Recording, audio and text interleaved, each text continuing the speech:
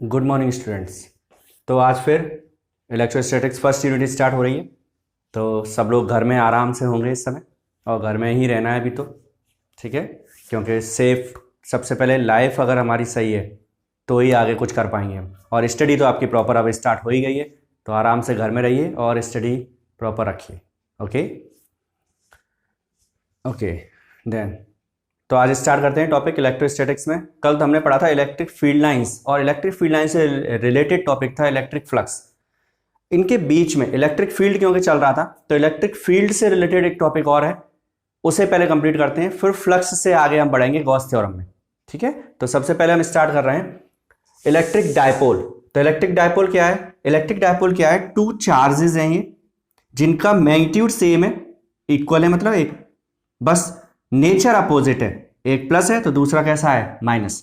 तो दो चार्जेस है हमारे पास में, दोनों का नेचर अपोजिट, मैग्नीट्यूड सेम, और दोनों के बीच में कोई एक फिक्स डिस्टेंस है, और डिस्टेंस भी कैसी है? स्मॉल डिस्टेंस है, ये बहुत कम डिस्टेंस है।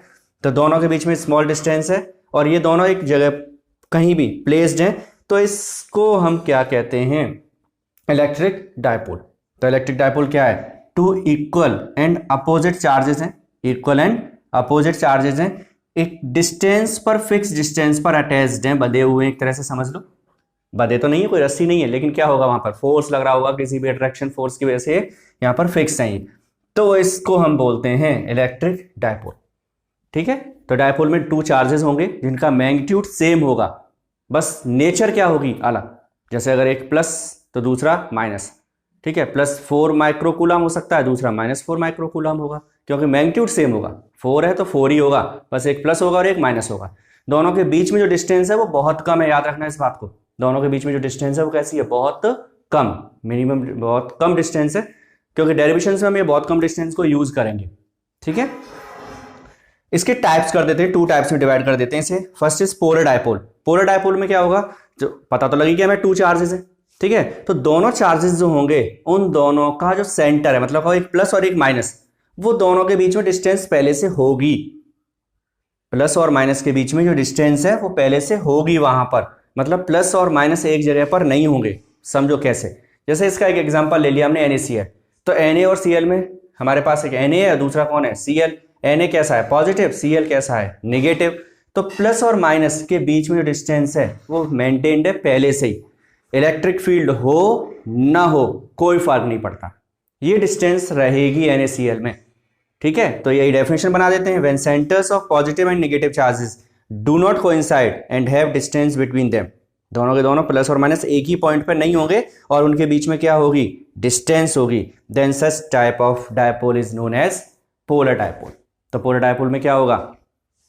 प्लस और माइनस दो चार्जेस हमें पता है, दोनों के बीच में डिस्टेंस मेंटेन्ड होगी। तो ऐसे मॉलिक्यूल्स को हम पोलर मॉलिक्यूल्स या डायपोल को हम क्या बोलते हैं? पोलर डायपोल बोलते हैं। जैसे NaCl, H2O में भी यही है, 2H है, दोनों H जो हैं उनका सेंटर और O का सेंटर फिक्स होगा, एक डिस्टेंस पर मेंटेन्ड है पहले से। तो H2O भी क्या है? पोलर डायपोल, या फिर पोलर मॉलिक्यूल भी बोल सकते हैं उसे। दूसरा इसका उल्टा, नॉन पोलर। नॉन पोलर में क्या होगा? दोनों के सेंटर एक ही पॉइंट पर कोइंसाइड कर जाएंगे। अगर दोनों के सेंटर एक ही पॉइंट पर कोइंसाइड कर गए तो सिंपल सी बात है, वो डायपोल है ही नहीं। फिर तो डायपोल है क्या? वर्क करेगा डायपोल की तरह? नहीं, डायपोल की तरह तब वर्क करेगा जब उन दोनों के बीच में क्या हो? डिस्टेंस हो, ठीक है। डिस्टेंस कब आएगी? डिस्टेंस कब आएगी? जब हम उस मॉलिक्यूल या उस डायपोल को इलेक्ट्रिक फील्ड में रख देंगे। तो इलेक्ट्रिक फील्ड का एक कंसेप्ट पता है हमें, पॉजिटिव चार्ज पर जो फोर्स लगता है वो इलेक्ट्रिक फील्ड की डायरेक्शन में लगता है। लर्न कर लो इस बात को, आगे यूज होता रहेगा। पॉजिटिव पर फोर्स कहाँ लगेगा? In the direction of electric field. And negative पर कहाँ लगेगा? Opposite to the direction of electric field, ठीक है। पॉजिटिव पर लगेगा इलेक्ट्रिक फील्ड की डायरेक्शन में, नेगेटिव पर लगेगा इलेक्ट्रिक फील्ड के अपोजिट डायरेक्शन में। बस इस कंसेप्ट को समझ के देखते हैं। तो देखना, पहले एग्जांपल समझते हैं, फिर डेफिनेशन देखेंगे। एक CO2 है, नॉन पोलर है, इसमें क्या है? कार्बन है और दो ऑक्सीजन है, ठीक है, CO2। अब क्या हुआ? ऑक्सीजन कार्बन से एक, और यहां से कार्बन से डिस्टेंस कैसी मेंटेन कर रखी है इन दोनों एटम्स ने? सेम। जब दोनों की डिस्टेंस सेम है तो इन दोनों का सेंटर अगर हम कंसीडर करें तो ठीक बीच में आ जाएगा। और बीच में कौन रखा हुआ है? कार्बन। तो कार्बन भी बीच में, और ऑक्सीजन का जो सेंटर आया वो भी बीच में आ गया। तो दोनों के जो सेंटर है, centres of positive and negative charges coincide, एक ही जगह पर आ गए दोनों, आ गए दोनों के दोनों। अब क्या होगा, जब इलेक्ट्रिक फील्ड नहीं था तब की कंडीशन है। अब हमने इसे कंपेयर करने के लिए डॉटेड लाइंस बनाई हैं, ठीक है। इलेक्ट्रिक फील्ड प्रेजेंट कर देते हैं, इलेक्ट्रिक फील्ड लगा दिया। जब इलेक्ट्रिक फील्ड लगाएंगे तो क्या होगा, क्या होगा, पॉजिटिव चार्ज इलेक्ट्रिक फील्ड की डायरेक्शन में चलना शुरू करेगा और नेगेटिव चार्ज इलेक्ट्रिक फील्ड के अपोजिट चलेंगे। तो इलेक्ट्रिक फील्ड इधर लगाया, ये डायरेक्शन इलेक्ट्रिक फील्ड की।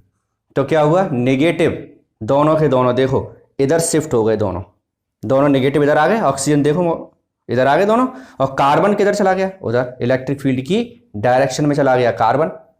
और ऑक्सीजन कहाँ आ गया, इलेक्ट्रिक फील्ड के अपोजिट आ गया।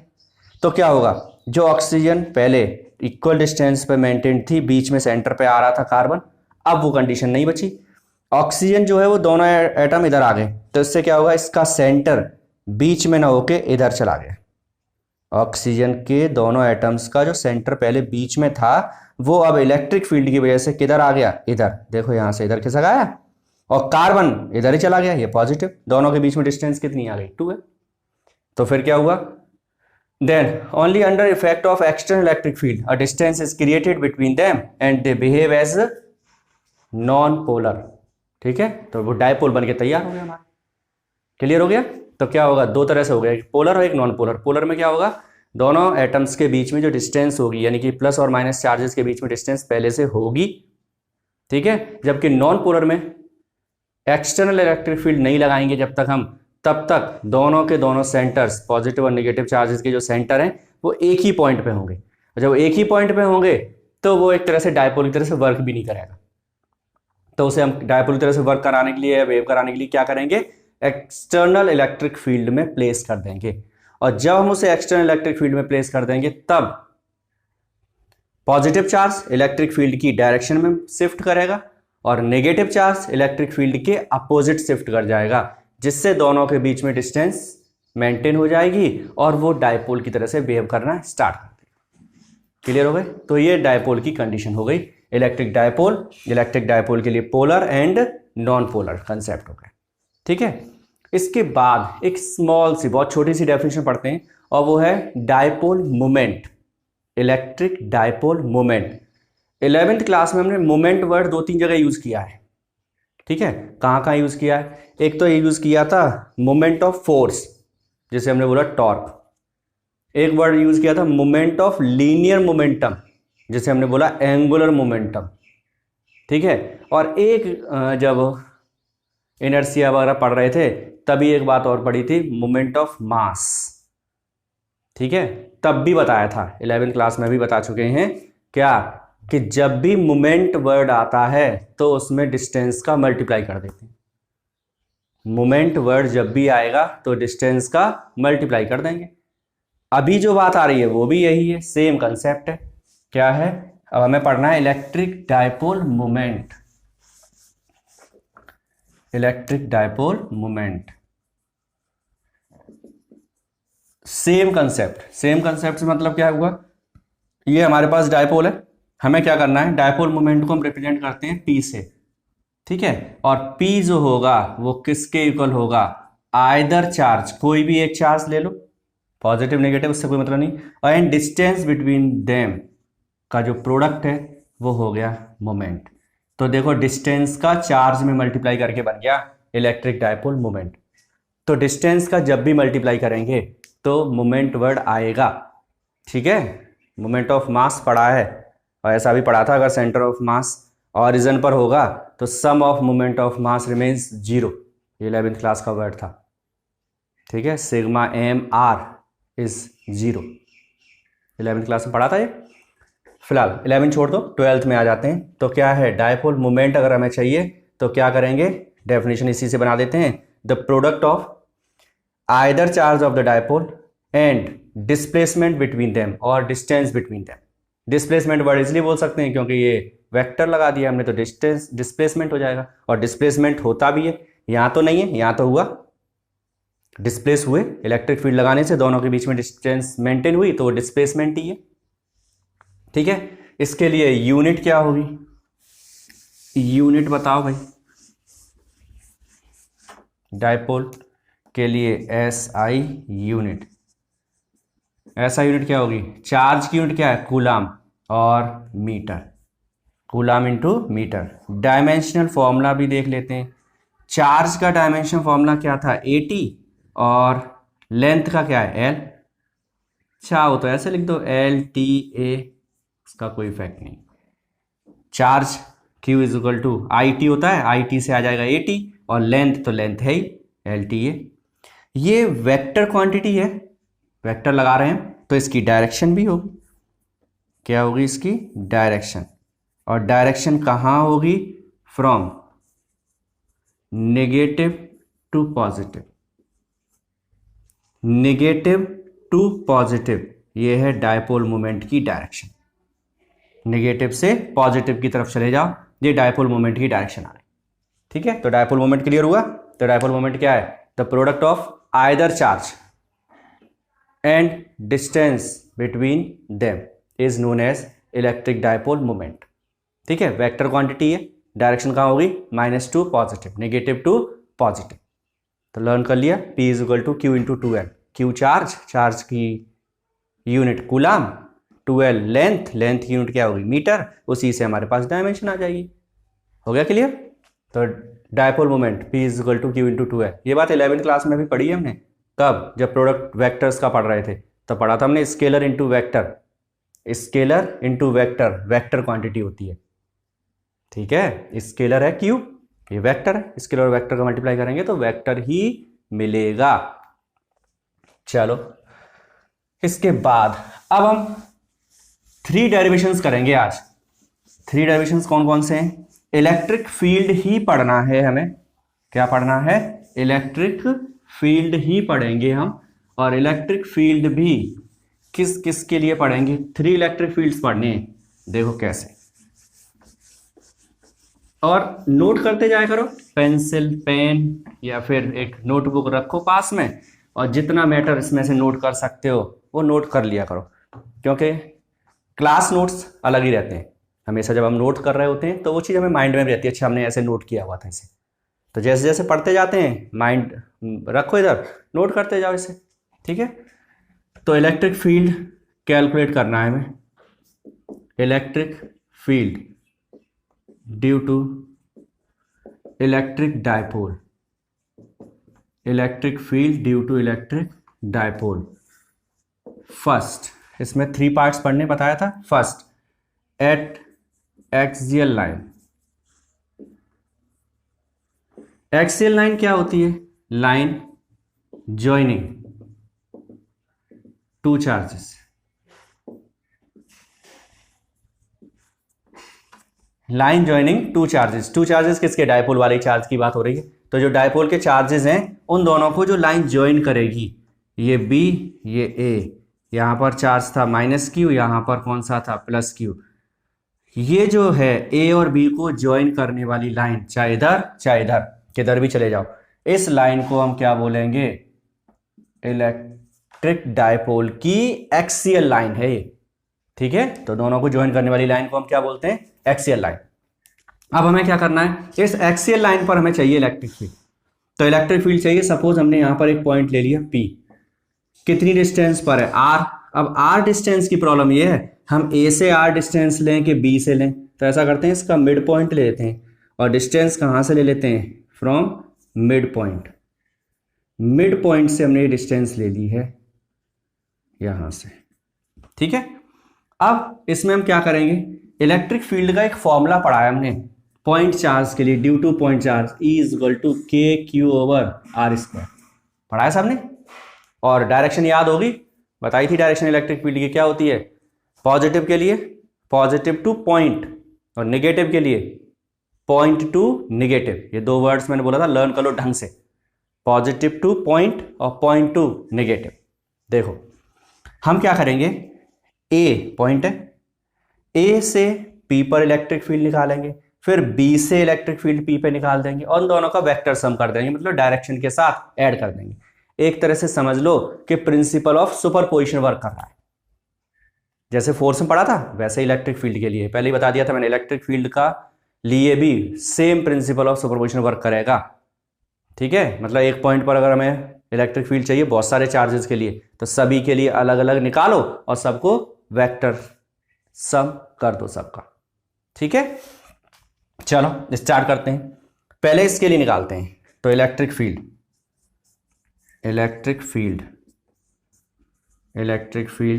Due to minus Q charge,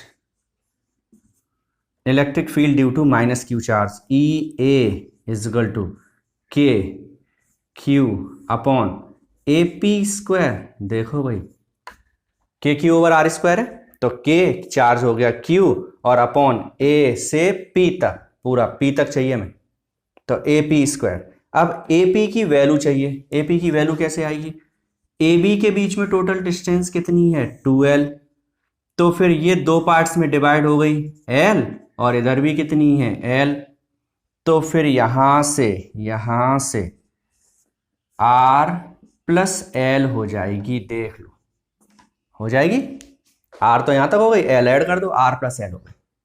तो इस ए पी की जगह पर क्या प्लेस कर देंगे हम, K Q upon R plus L का whole square, K Q A P की वैल्यू आर प्लस एल का होल स्क्वायर, किसकी वैल्यू आ गई E A, equation number first. Direction अभी लेंगे जब जरूरत पड़ेगी तब, अभी नहीं लिख रहे हैं। अब दूसरा चलते हैं, अब निकालेंगे इलेक्ट्रिक फील्ड ड्यू टू, किसके लिए चाहिए हमें, अब ड्यू टू पहले किसके लिए निकाला है माइनस क्यू, अब किसके लिए निकालेंगे plus Q, due to plus Q charge, E B is equal to E B से निकालेंगे तो हमें डिस्टेंस बी से चाहिए, यहां से चाहिए डिस्टेंस, ये कितनी होगी देखो, यहां से यहां तक कितनी है आर और ये कितनी है एल, तो इस आर में से इसे माइनस कर दो, बचेगी हमारे पास में, आर में से कितना माइनस कर दें एल, क्या बचा आर माइनस एल, के क्यू अपॉन पहले लिख देते हैं बी पी स्क्वायर, तो ये आ जाएगा K Q upon B P की वैल्यू आर माइनस एल का whole square, equation number second. अब डायरेक्शन देखते हैं, माइनस क्यू के लिए क्या होता है, माइनस क्यू के लिए निगेटिव चार्ज के लिए क्या होता है direction of electric field, point to negative, तो पॉइंट ये नेगेटिव इधर, point to negative is E B, point to negative E A, positive पे आ जाओ, प्लस क्यू लिख देते हैं सही से, नहीं तो फिर दिखाई नहीं दे कहीं, plus Q, positive to point इधर चले जाओ, ये कौन हो गया ई बी, डायरेक्शन कैसी आई opposite, point to negative positive to point, direction कैसी आ रही है अपोजिट, तो क्या करेंगे माइनस, बड़े में से छोटे को माइनस कर दो, so resultant electric field at point P E is equal to, minus करना है बड़े में से छोटा, तो बड़ा कौन है ये वाला या वो वाला, ये डिनोमिनेटर बड़ा है तो ये छोटा होगा, वो डिनोमिनेटर छोटा है तो ये बड़ा होगा, तो ठीक है भाई E B minus E A, E is equal to E B की वैल्यू कितनी है K Q upon R minus L का whole square minus K Q upon R plus L का होल स्क्वायर, सही है देख लो, ई बी की वैल्यू सही है K Q upon R minus L का होल स्क्वायर, ये बड़ा होगा क्योंकि डिनोमिनेटर छोटा है, minus K Q upon R plus L का होल स्क्वायर, के क्यू ले लिया कॉमन और एलसीएम ले लिया हमने आर माइनस एल का होल स्क्वायर और आर प्लस एल का होल स्क्वायर, के क्यू चला गया कॉमन, आर माइनस एल का होल स्क्वायर का इसमें लगाया डिवाइड, बचा ये, इसका मल्टीप्लाई किया 1 में तो ये आ गया आर प्लस एल का होल स्क्वायर, माइनस यहां क्या आएगा आर माइनस एल का whole square, very good, K Q bracket नीचे आ जाओ, ये देखो a minus B A plus B, तो ये होगा A square minus B square, A plus B A minus B होता है A square minus B square, तो हो जाएगा R square minus L square whole square, चल ही रहा है वो रहने ही, तो दोनों पे लगा था वो तो रहेगा ही, स्क्वायर ओपन कर दो, R square L square plus 2RL minus R square, ये लो चलो एक स्टेप बढ़ा देते हैं, माइनस तो ये माइनस है ही, इसका minus R square plus L square minus 2RL bracket closed. इस माइनस से ये नेगेटिव और ये कैसा हो जाएगा पॉजिटिव, ये नेगेटिव हो गया, इससे ये कैंसिल हो गया, ये भी नेगेटिव हो गया, इससे ये कैंसिल हो गया, ये 2RL प्लस का है, माइनस माइनस ये भी प्लस का हो जाएगा, तो कितना बचेगा K Q bracket 4RL upon R square minus L square का होल स्क्वायर। ठीक है, के क्यू ये कैंसिल हो गए, 2RL और 2RL ऐड हो जाएंगे तो आ गया 4RL। हम इसे ऐसे लिख देते हैं K Q 2L 2R upon R square minus L square का होल स्क्वायर।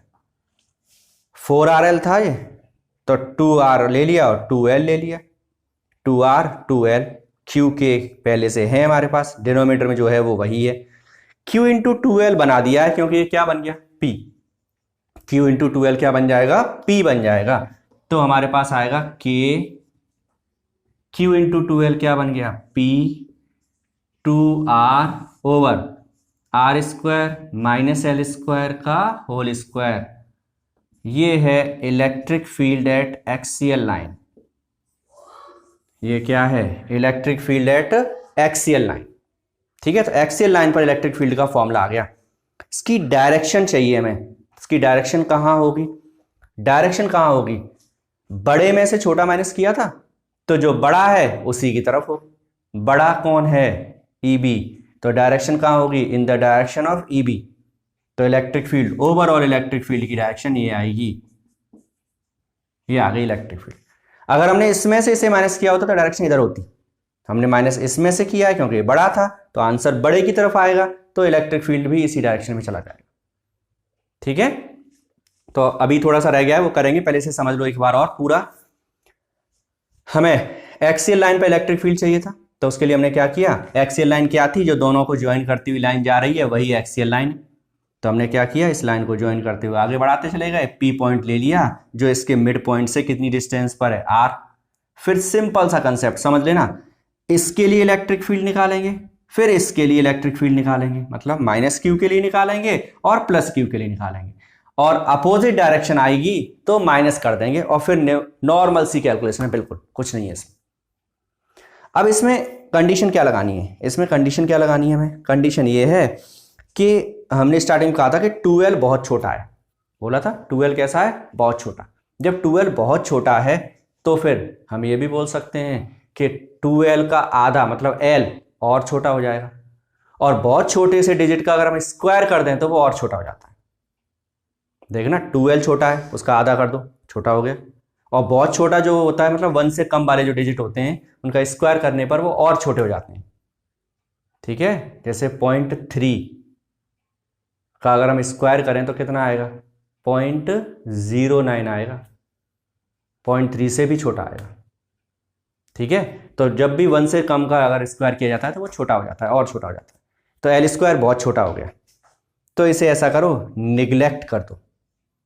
ठीक है, इसे निगलेक्ट कर देते हैं, यहीं लिखना पड़ेगा कहीं, हमें यहाँ पर लिख देते हैं, स्पेस बना देते हैं थोड़ा सा जबरदस्ती, समझ लेना, इसे लिख देते हैं as L square is very very less than R square, so neglecting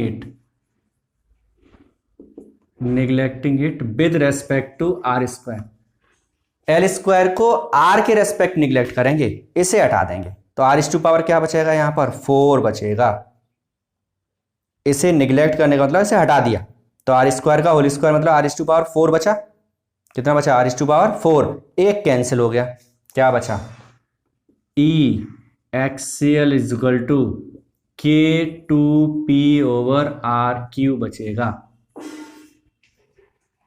K की वैल्यू पता है 1/4πε0, K के टर्म्स में ही हम ड्राइव करेंगे, जब आंसर लिखेंगे तो K की वैल्यू पुट कर दिया करेंगे लास्ट में जाके 1/4πε0। ठीक है, तो ये बात समझ में आ गई।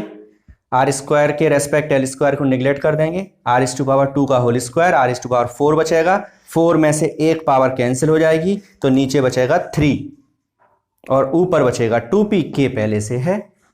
ठीक है, वेक्टर फॉर्म में लिखेंगे E axial is equal to vector k2p, p जो है डायपोल मोमेंट, कैसी क्वांटिटी है, वेक्टर है, तो इसी पर लगा दो vector.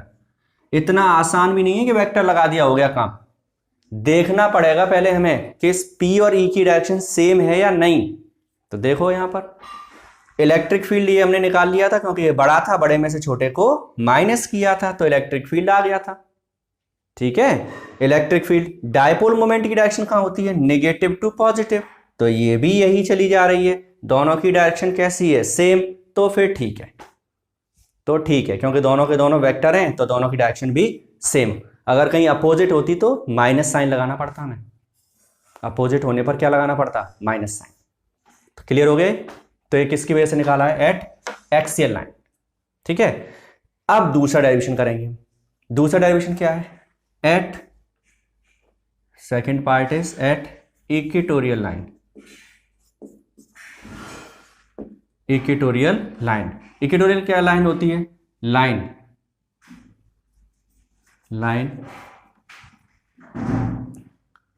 Passing through mid point of dipole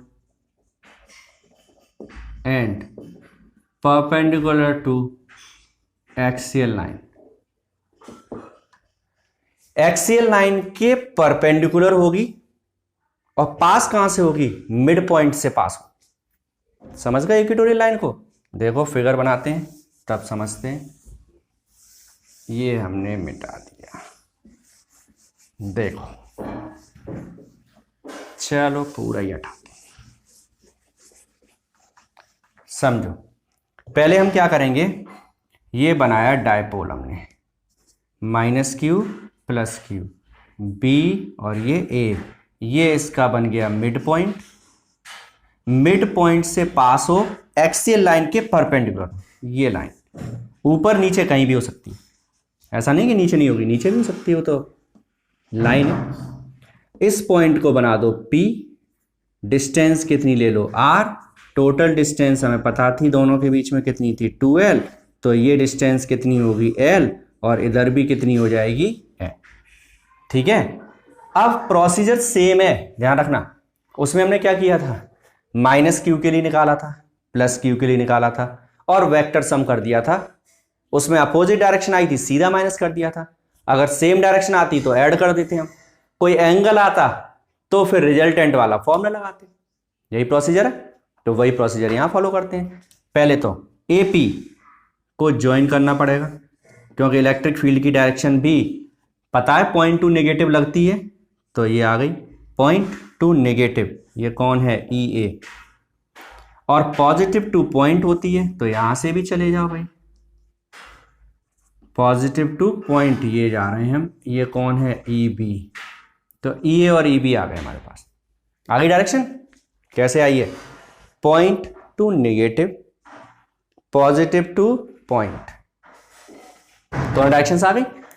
AB के पैरेलल यहां पर एक लाइन ड्रॉ कर दी हमने, AB के पैरेलल एक लाइन ड्रॉ कर दी है।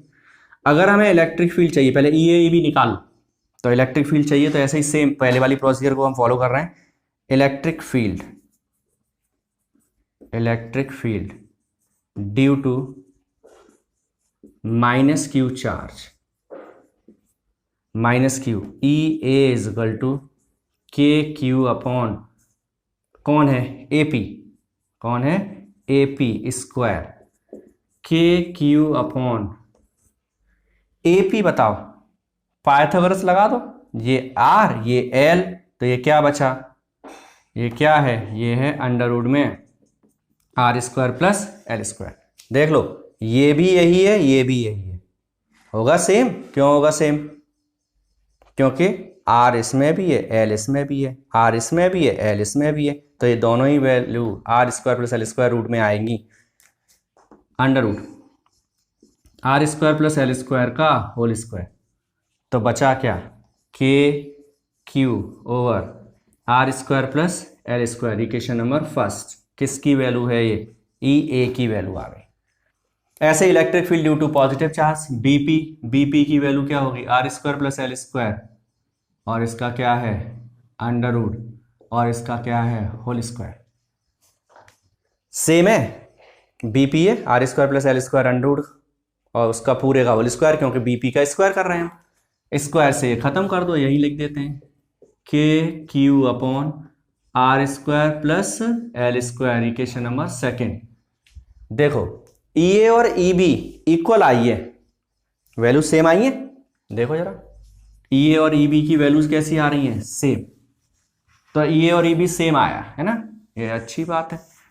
अब न तो डायरेक्शन दोनों की सेम है ई ए और ई बी की, ना अपोजिट है, तो इसका एक ही प्रोसीजर है कि इसे हम रिजल्टेंट कैलकुलेट करेंगे फॉर्मूला से, रिजल्टेंट वाले से। या फिर दूसरा प्रोसीजर ये है कि वेक्टर क्वांटिटी है तो इसके कंपोनेंट्स ब्रेक कर सकते हैं, और कंपोनेंट ब्रेक करने का प्रोसीजर देखते हैं क्या है।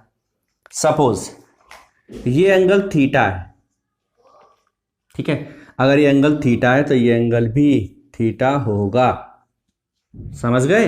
हाँ, ये थीटा है, ये ट्राइंगल देखना जरा, या पूरा ही ट्राइंगल ले लो, ये under root R square plus L square, ये भी under root R square plus L square.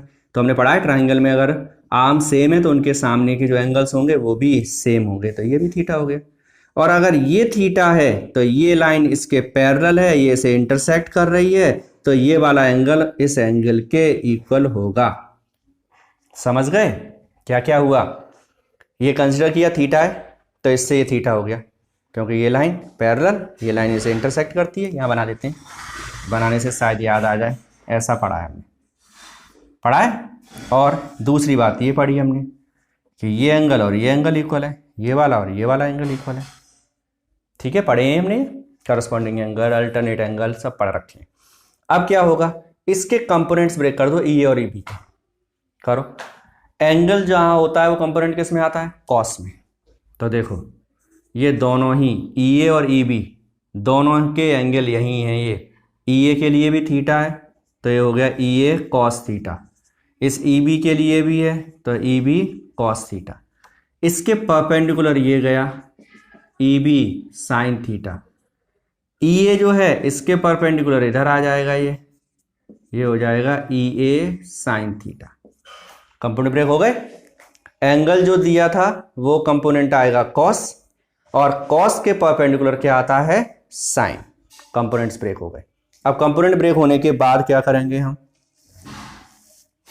देखो लिख देते हैं as E A is equal to E B, so E A sine theta और ई बी साइन थीटा भी equal होगा।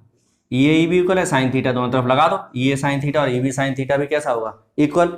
जब ये दोनों इक्वल होंगे तो फिगर में देखो ई ए साइन थीटा और ई बी साइन थीटा दिखाई दे रहा है? दे रहा है। ये दोनों के दोनों एक दूसरे के कैसे हैं? अपोजिट और इक्वल है। इक्वल एंड अपोजिट है तो क्या होगा? E A sine theta and E B sine theta will cancel each other. क्या करेंगे? एक दूसरे को कैंसिल कर देंगे, खत्म। ई ए साइन थीटा भी खत्म, ई बी साइन थीटा खत्म हो गए। अब बचा कौन? E A cos theta and E B cos theta. E A cos theta और ई बी कॉस थीटा भी इक्वल होगा, लेकिन as they are in same direction, so क्या होगा? सेम डायरेक्शन में तो कैंसिल तो नहीं होंगे, तो क्या होगा? So resultant electric field at point P, electric field at point P E is equal to हो जाएगा E A cos theta plus E B cos theta. पता है डायरेक्शन सेम है तो क्या होगा? ऐड हो जाएंगे। डायरेक्शन अपोजिट है तो माइनस हो जाएंगे। ये डायरेक्शन अपोजिट थी तो माइनस हो गए, जीरो बचा। ये डायरेक्शन सेम थी तो ऐड कर दिया हमने, दोनों को ऐड कर दिया। इसे हम सिंपली ऐसे लिख सकते हैं 2EA cos थीटा। भाई दोनों इक्वल हैं, चाहे ई ए लिख दो चाहे ई बी लिख दो, कोई भी लिख दो, 2EA cos थीटा लिख सकते हैं हम इसे। तो 2EA cos थीटा हमने इसे लिख दिया, लिख गया। अब EA की वैल्यू कहाँ है हमारे पास में, cos थीटा और चाहिए बस 2KQ upon R square plus L square, ये तो आ गया EA, KQ R square plus L square. cos theta का पंडित बद्री प्रसाद क्या बता रहे हैं, बोलो, base upon hypo.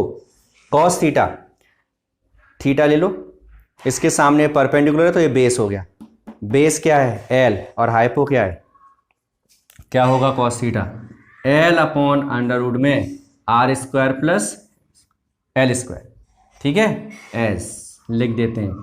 cos theta is equal to base upon hypo, और cos theta is equal to base L और हाइपो है R square plus L square,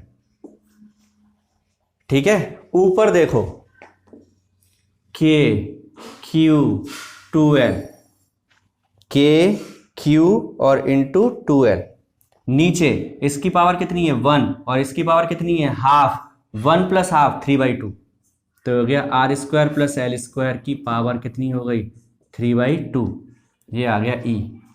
और इसे लिख सकते हैं K P upon R square plus L square whole power 3/2, answer K P upon R square plus L square whole power कितनी आ गई 3/2।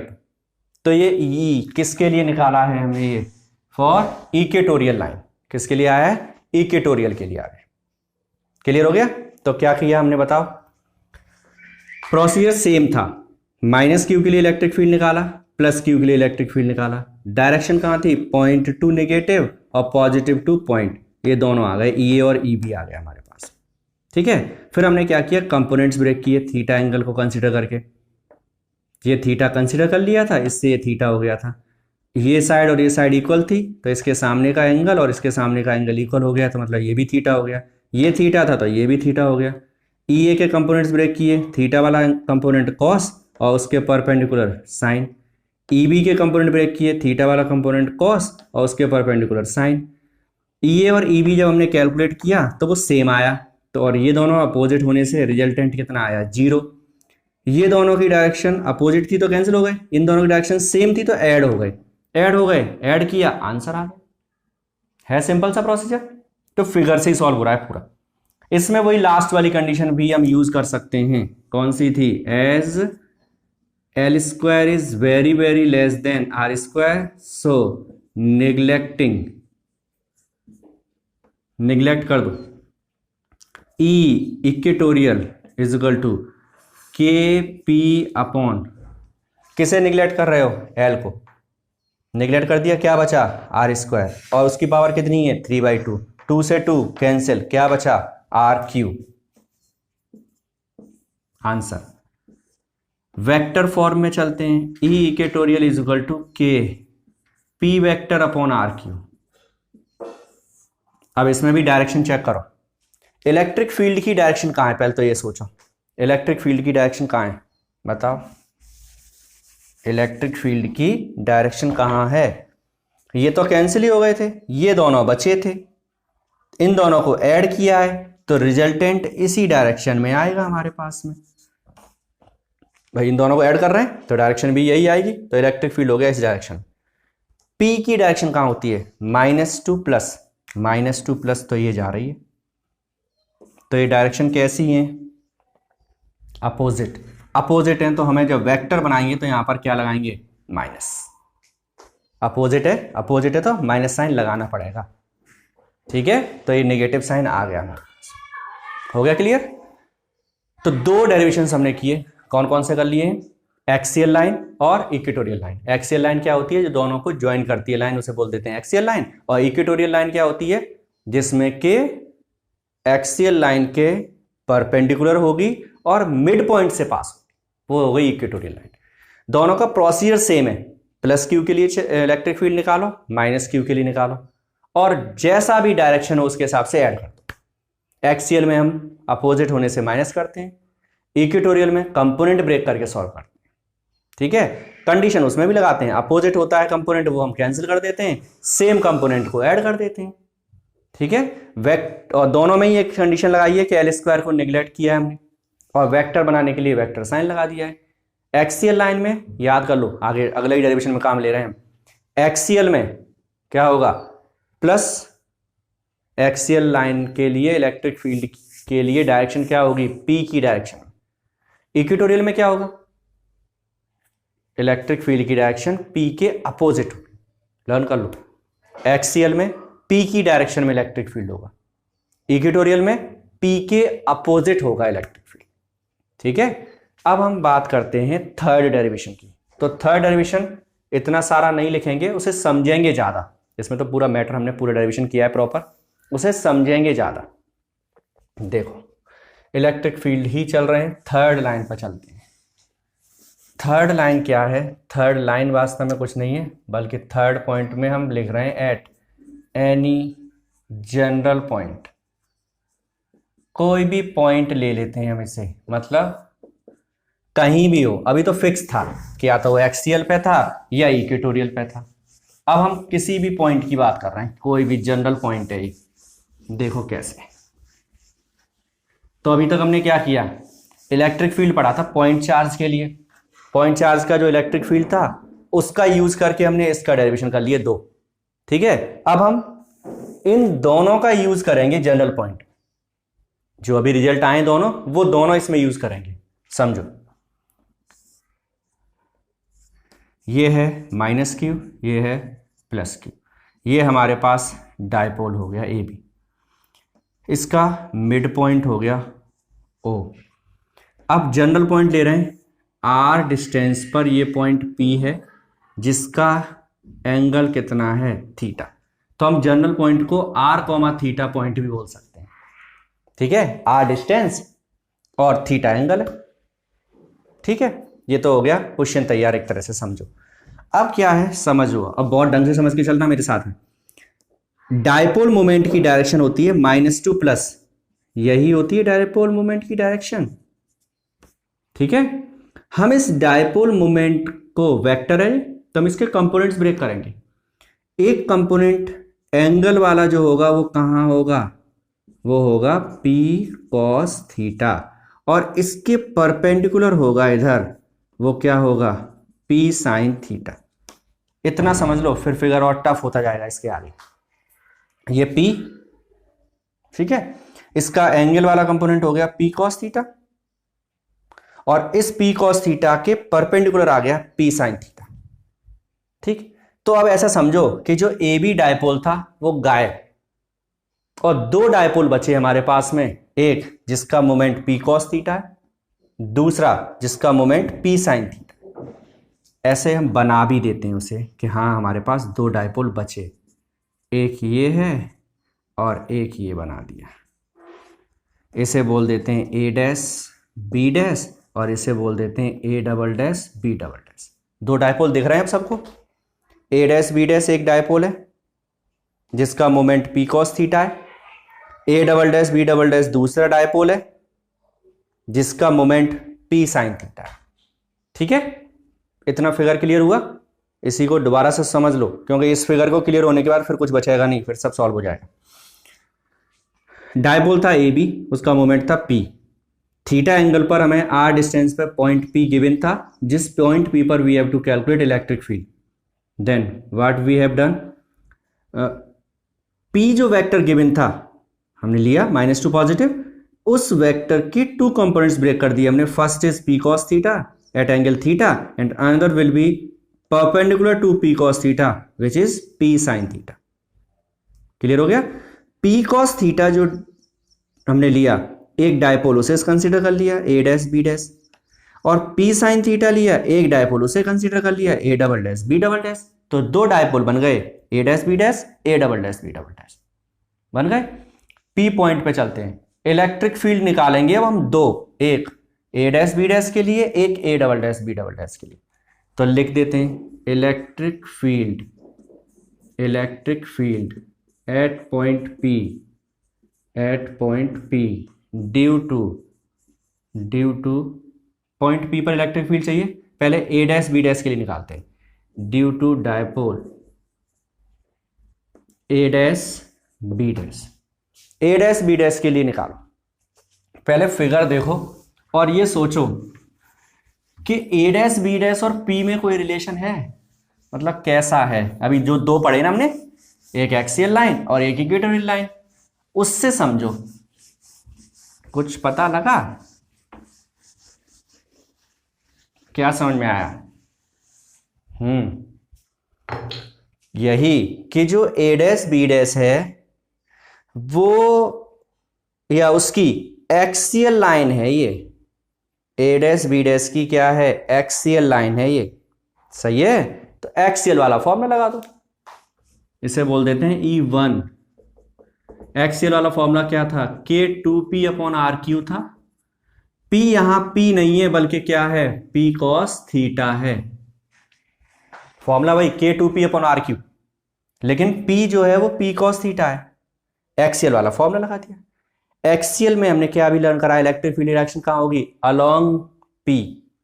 P की डायरेक्शन कहां है, ये, तो यही होगी E1 की डायरेक्शन। आ गया? अब दूसरा चलते हैं, electric field at point P due to dipole. कौन सा डायपोल है, A double dash B double dash.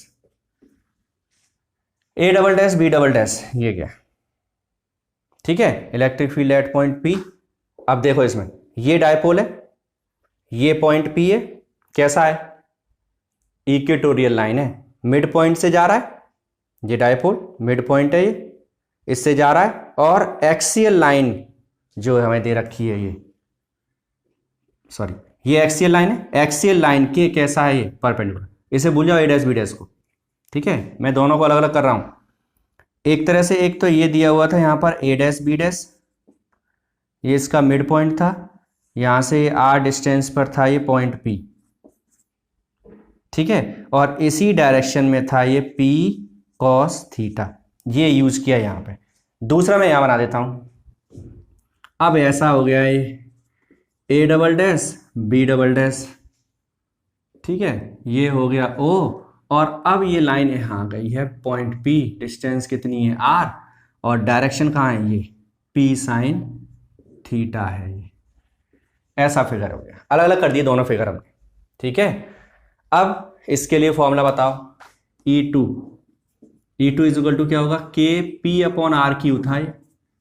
P कौन है यहां पर, P sin थीटा, तो उसी को लिख दो, इक्वेशन नंबर सेकंड। डायरेक्शन कहां थी, अपोजिट टू P। P की डायरेक्शन कहां है, ये। इलेक्ट्रिक फील्ड कहां होगा, इधर। इलेक्ट्रिक फील्ड इधर होगा, यहां बना दो इस P के एंटी पैरेलल, ये हो गया E2। इन दोनों का रिजल्टेंट कहां आएगा, इनके कहीं बीच में होगा E, ठीक है। तो उस E को चाहिए हमें, रिजल्टेंट वाला फॉर्मूला लगा दो। So resultant electric field at point P, E is equal to under root E1 square E2 square 2E1 E2 और cos कितना आएगा, ये 90।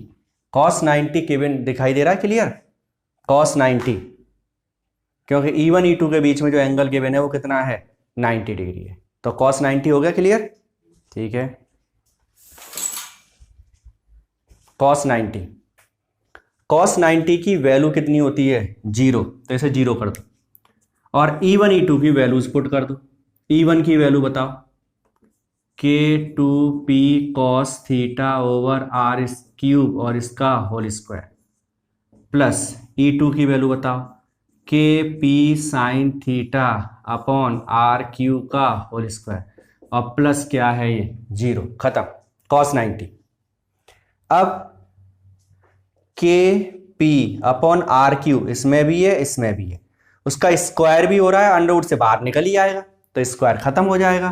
क्या बाहर आएगा, KP अपॉन R क्यूब बाहर आ जाएगा, अंदर बचा हुआ लिखो, KP अपॉन R क्यूब चला गया बाहर, अंदर बचा 2 cos थीटा का होल स्क्वायर, मतलब 4 cos स्क्वायर थीटा, प्लस के पी अपॉन आर क्यू गया बाहर, साइन स्क्वायर थीटा बचा।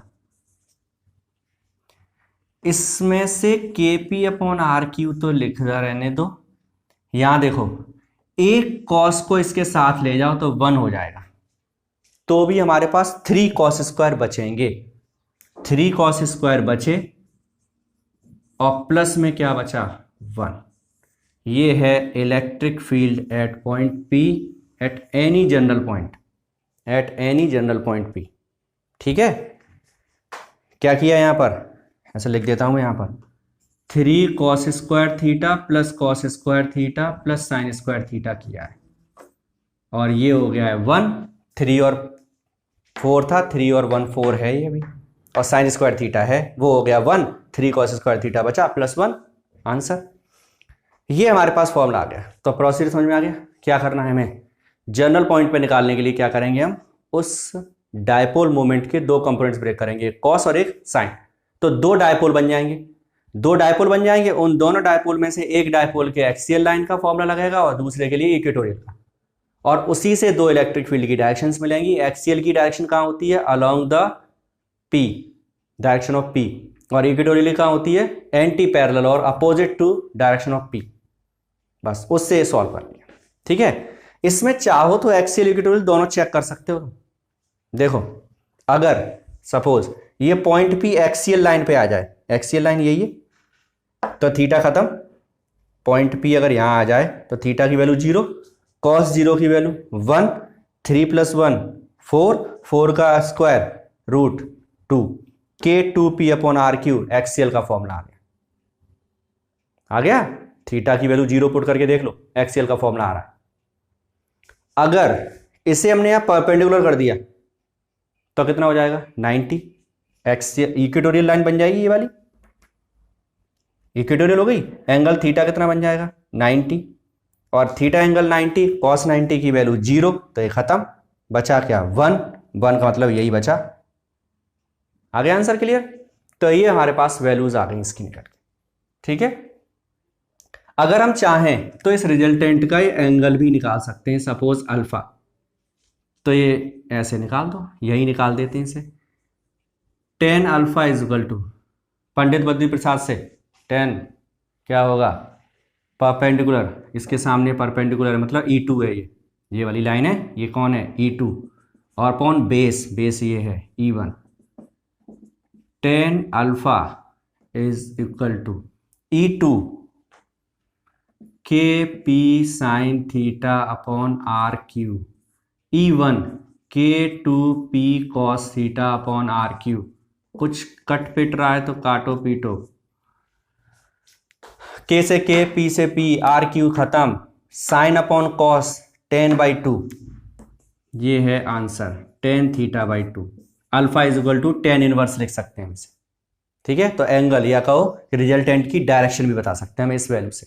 थीटा हमें दे देगा, वो थीटा की वैल्यू यहां पुट कर देंगे, आंसर आ जाएगा। क्लियर, तो ये हम वैल्यूज निकाल सकते हैं। ठीक, तो ये खत्म हुआ, किसकी वैल्यू खत्म हुई, इलेक्ट्रिक फील्ड निकाल दिया हमने किस पर, एट एनी जनरल पॉइंट। ठीक है, एक डायरेक्शन का थोड़ा सा समझते हैं, थोड़ा सा 2 मिनट का और लेक्चर बचा है आपका, उसे और समझ लो फिर आगे बढ़ेंगे। देखो, एक डायपोल बना देते हैं, ये हमने डायपोल बनाया, ये चार्ज था -q, ये चार्ज क्या है, +q। अभी अभी हमने जो पढ़ा वो पढ़ा कि एक्सियल लाइन जो है, ये एक्सियल लाइन है, एक्सियल लाइन पे इलेक्ट्रिक फील्ड की डायरेक्शन कहाँ होती है, अलोंग द P, इसके अलोंग।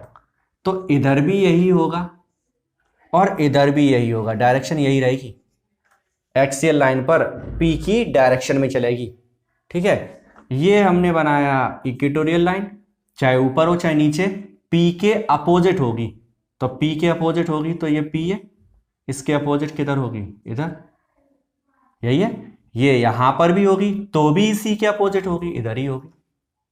ठीक है, अगर हम कोई जनरल पॉइंट लिया था हमने यहां पे, तो इसकी डायरेक्शन किधर आ रही थी, यही आई थी, इसकी डायरेक्शन इधर आ रही थी, ऐसे यही आ रही है ऐसे, और नीचे लेंगे और इधर लेंगे तो डायरेक्शन कैसी हो रही है, इस तरह से चल रही है, ऐसे, मतलब ऐसे चल रही है।